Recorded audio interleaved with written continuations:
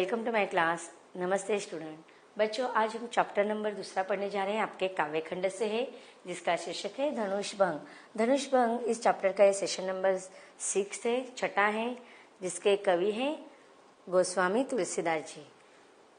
इसके पहले सेशन में हम दोहा और चौपाई पढ़ रहे थे। दोहे को पढ़ा हमने, कौन सा था? मंत्र परम लघु जासु बस, विधि हरिहर सुर सर्व, महातम गजराज कहो बस कर अंकुश खर्ब। कि देखो सीता की माता के मन में संशय निर्माण हो रहा है कि पता नहीं इतना छोटा सा बालक उस धनुष को उठा पाएगा या नहीं। तो उनकी सखी उनको समझा रही है कि वह भले ही दिखने में छोटे दिखाई दे रहे, अब वो बालक के रूप में हमारे सामने आए हैं, लेकिन वह बहुत ही शक्तिशाली है। इसके लिए उन्होंने अलग अलग उदाहरण दिए कि मंत्र जो होता है वो देखने में छोटा ही होता है, लेकिन उस पर ही यहाँ तक देवता ब्रह्मा विष्णु महेश भी उस मंत्र को पाने के लिए व्याकुल रहते हैं। और गजराज को भी महत्तम वह अंकुश करने के लिए एक छोटा सा ही अंकुश भारी होता है। आगे वह दोहे को हमने समझा। अब हम चौपाई को विस्तार से समझते हैं। काम कुसुम धनु साय कलीने, सकल भुवन अपने बस कीने, देवी तजिए संशयु अस जानी, भजम्ब धनुषु राम सुनु रानी। अब देखिए सखी कह जो एक चतुर सखी है ना, वो रानी को समझा रही है। क्या समझा रही है? कि अब काम कुसुम धनु साय कलीने, कि खुद कामदेव कुसुम, कुसुम का अर्थ क्या होता है? पुष्प, फूलों, फूलों का धनु, धनु धनुष्य, सायक बाण, कि खुद कामदेव धनुष्य बाण लेकर, फूलों का धनुष्य बाण लेकर सकल भुवन अपने बस किए, कि इस सारे संसार को अपने वश में किए हुए हैं। कौन? खुद कामदेव। देवी तजिए संशय अस जाने, कि तुम हे माता, हे देवी, हे रानी, तुम क्या कर दीजिए? तजिए, त्याग दीजिए। क्या? संशय अस जाने, कि यह सारी दृष्टांत उन्होंने देके दिया, वह जानकर आपके मन में जो संशय निर्माण हो रहा है, जो आपको लग रहा है कि राम यह कार्य नहीं कर पाएंगे, यह सारे मन के जो संशय उसको त्याग दीजिए, उसको निकाल दीजिए आपके मन से। भजम्ब धनुष राम सुनु रानी। भजम्ब, भजम्ब का अर्थ क्या है? कि तोड़ना। धनुष की रानी सुनिए, राम यह धनुष्य अवश्य तोड़ेंगे। भजम्ब तोड़ना, तोड़ना। धनुष्य, धनुष्य की जो शिव धनुष्य तोड़ने के लिए बालक राम आगे बढ़ रहे, कि आप आपके मन का संशय अब त्याग दीजिए, कम कर दीजिए और सुनिए रानी की श्री रामचंद्र, प्रभु रामचंद्र यह धनुष्य अवश्य ही तोड़ेंगे। तब क्या असर हुआ रानी पर? देखते हैं। सखी बचन सुनी भे परतीति, मिटा विषादु बड़ी अति प्रीति। अब देखिए सखी का यह वचन सुनकर, सखी बचन, बचन यह सारी बातें सुनकर, भय, भय मतलब भय, मन के, उनके मन में जो भय आया हुआ था रानी के मन में, जनक की पत्नी और सीता की माता के मन में जो भय निर्माण हुआ था, भय उत्पन्न हुआ था, वह क्या हो गया? परतीति मतलब क्या? निकल गया। मिटा विषादु बड़ी अति प्रीति। विषादु, विषादु का अर्थ क्या होता है? कि निराशा, उदासी। विषादु का अर्थ है निराशा या उदासी। यह सारी सखी की बातें सुनकर उनके मन में जो संशय था वह निकल गया, और उदासी जो छाई हुई थी वह भी मिट गई, कम हो गई, नष्ट हो गई, और बड़ी अति प्रीति, और राम जी के प्रति उनके मन में क्या बढ़ गया? प्रीति, प्रेम, स्नेह बढ़ गया, और उनको विश्वास हो गया कि छोटे दिखने वाले बालक प्रभु रामचंद्र यह कार्य निश्चित रूप से कर पाएंगे। अब देखिए जनक की पत्नी और सीता की माता के मन में जो उदासी छाई हुई थी, जो डर बैठा हुआ था, वह निकल गया, और उनको भी विश्वास हो गया कि राम यह कार्य सच में कर पाएंगे। अब आगे देखते हैं। तब राम ही बिलो की बैदेही, सभय हृदय बिनवती जेही तेई। अब किसका वर्णन करे गोस्वामी तुलसीदास जी? माता सीता का। क्या करे? कि देखो बैदेही अर्थात वैदेही, माता सीता का ही एक नाम है वैदेही। तब राम ही बिलो की, तब क्या हुआ? यह सारी बातें सुनकर माता सीता अपने माता और उनके सखियों की बातचीत सुन रही थी, सारी सभा में देख रही थी। और उसमें तब राम ही बिलोकी देखना, राम को देखकर सीता के मन में सभय हृदय मन सभय भयभीत हो गया, संशयित हो गया कि उनको भी अब डर लगने लगा। और बिनवती जही तेई, बिनवती विनती करना, प्रार्थना करना, जही तेई कि सबको जिसको वह क्या करने लगी, विनती करने लगी, प्रार्थना करने लगी। किसमें? अपने मन में। वो सब सभा के सामने बातें नहीं कर रही थी, अपने मन में ही वह अब देखो उनको कहीं ना कहीं बालक राम के प्रति निश्चिंत वो भी थी कि वह कार्य करेंगे, लेकिन मन में थोड़ा डर था और वह अपने मन में प्रार्थना करने लगी जिस चीज को। अब जिस चीज को मतलब किसको, इसका वर्णन भी आगे कवि करे। अब देखते, मन ही मन मनाव अकुलानी, कि मन ही मन में वो अकुलानी, अकुलानी का अर्थ क्या होता है? व्याकुल, व्याकुल हो गई वह। उनको भी डर लगने लगा, क्या होने वाला है, क्या बालक राम के रूप में आए हुए राजकुमार श्री राम जी, रामचंद्र जी, प्रभु रामचंद्र जी उस धनुष को उठा पाएंगे, उस पर प्रत्यंचा चढ़ा पाएंगे? यह सारी बातें सोचकर भयभीत हृदय में वह व्याकुल होने लगी।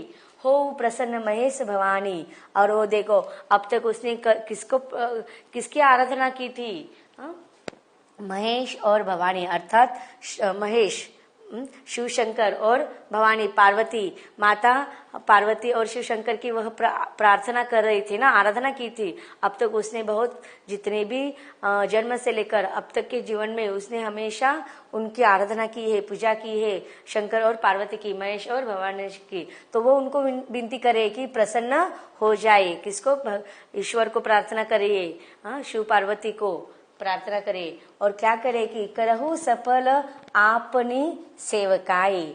अब देखिए वो जय तेई को प्रार्थना कर रही है, अर्थात उनके मन में जिस जिस ईश्वर की उनको याद आ रही है उन ईश्वर को वह प्रार्थना कर रही है। जय तेई का अर्थ क्या है? जिसको तिसको, तो ईश्वर को वो प्रार्थना करे, सारे ईश्वरों का नाम लेकर वो उनसे आशीर्वाद मांग रही है। किसमें? अपने मन में। उनका हृदय कैसा है? भयभीत है। और वह महेश और पार्वती से, शंकर और पार्वती से विनती करे कि अहे शंकर पार्वती, अब आप मुझ पर प्रसन्न हो जाइए और प्रसन्न होकर मुझे आशीर्वाद दीजिए। करहु सफल आपनी सेवकाई, कि अब तक जो भी मैंने आपका सेवा की है, आपके जीवन में अब तक मैंने जो आपका आराधना की है, पूजा की है, वह क्या कर दीजिए? सफल कर दीजिए।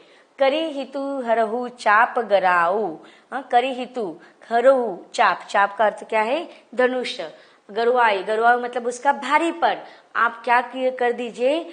वह मुझे आशीर्वाद दीजिए और आप उस धनुष्य बाण के जो भारीपन है उसको कम कर दीजिए। करी हितु हरऊ, हरण करना, कम करना। उस धनुष्य बाण का जो भारीपन हो वह आप उसका कम कर दीजिए। गणनायक वरदायक देवा, आज लीने किन्हीं तुझे सेवा, कि देखो अब तक मैंने सिर्फ केवल माता पार्वती और शंकर जी की पूजा की है, लेकिन अब उन्हें अन्य देवताओं की भी याद आ रही है। किसकी देव का? गणनायक वरदायक देवता, अर्थात गणेश जी की याद आ रही है। और कह रहे कि आज लगे कि नहीं तुझे सेवा, कि आज ही की दिन मैंने आपकी पूजा की है, मैंने आपकी सेवा की है। और बार बार विनती सुनी मेरी, हे गणनायका वरदा, हे गणेश जी आप बार बार मेरी इस विनती को सुन लीजिए। करहु चाप गुरुता अति थोरी, आप क्या कर दीजिए? करहु चाप, धनुष्य की गुरुता अर्थात उसका भारीपन क्या कर दिए?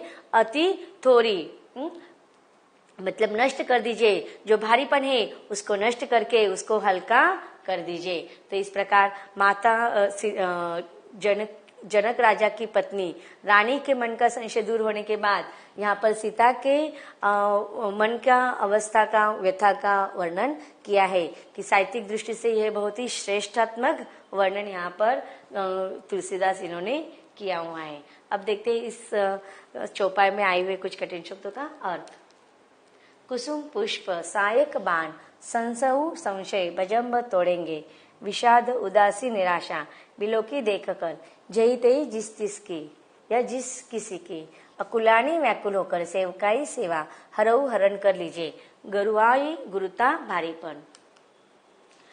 संदर्भ सेम रहेगा। प्रसंग देखते हैं। प्रस्तुत पद में सीता जी की माता जी का राम की क्षमता के संबंध में विश्वास और सीता जी द्वारा विभिन्न देवताओं की प्रार्थना किए जाने का वर्णन किया गया है। आगे व्याख्या देखते हैं। श्री गोस्वामी तुलसीदास जी कहते हैं कि पुनः सीता जी की माता जी की सब शैली उनको समझाते हुए कहते हैं कि कामदेव ने फूलों का ही धनुष्य बाण लेकर समस्त लोगों को अपने वशीभूत कर लिया है। हे देवी, इस बात को अच्छी तरह से समझकर आप अपने संदेह को ताक दीजिए। आगे व्याख्या कंटिन्यू है। वो कह रहे कि हे रानी, आप सुनिए, श्री रामचंद्र जी धनुष्य को अवश्य ही तोड़ देंगे। सखी के मुख से इस प्रकार के सांत्वनादायक वचनों को सुनकर जनक भामिनी को श्री रामचंद्र जी के सामर्थ्य के संबंध में विश्वास हो गया। उनकी उदासी समाप्त हो गई और श्री राम के प्रति उनके मन में स्नेह और भी अधिक बढ़ गया। इसी समय श्री राम जी को देखकर अर्थात उनके सुकोमल बाह्य व्यक्तित्व का अवलोकन कर सीता जी को भी देवता उनके ध्यान में आने लगे। उससे राम जी की सहायता के हेतु उन्हें विनती करने लगी। श्री गोस्वामी तुलसीदास जी कहते कि जनक नंदिनी सीता जी व्याकुलित होकर मन ही मन में प्रार्थना कर रही है, हे भगवान शंकर, हे माता, मुझ पर प्रसन्न हो जाइए और मैंने आपकी जो कुछ भी सेवा आराधना की है उसका सुफल प्रदान करते हुए और मुझ पर कृपा करके धनुष्य की गुरुता अर्थात भारीपन को बहुत ही कम कर दीजिए। पुनः गणेश जी की प्रार्थना करते हुए माता सीता कहते हैं कि हे गणों के नायक और मनोवांछित वर देने वाले गणेश जी, मैंने आज ही के दिन के लिए अर्थात श्री राम जैसे पुरुष को पति रूप में प्राप्त करने की इच्छा से आपकी पूजा अर्चना की थी। आप बार बार की जा रही मेरी इस विनती को सुनिए और धनुष्य को जो भारीपन है उस भारीपन को बहुत ही कम कर दीजिए। तो यहाँ पर देखिए माता सीता के मन की विवशता, व्याकुलता, इसका वर्णन यहाँ पर कवि गोस्वामी तुलसीदास इन्होंने बहुत ही मार्मिक ढंग से किया है। अब देखते हैं इस चौपाई की काव्यगत सौंदर्य। मनोवांछित प्राप्ति के लिए विभिन्न देवताओं की प्रार्थना करने की भारतीय परंपरा को स्पष्ट किया गया है।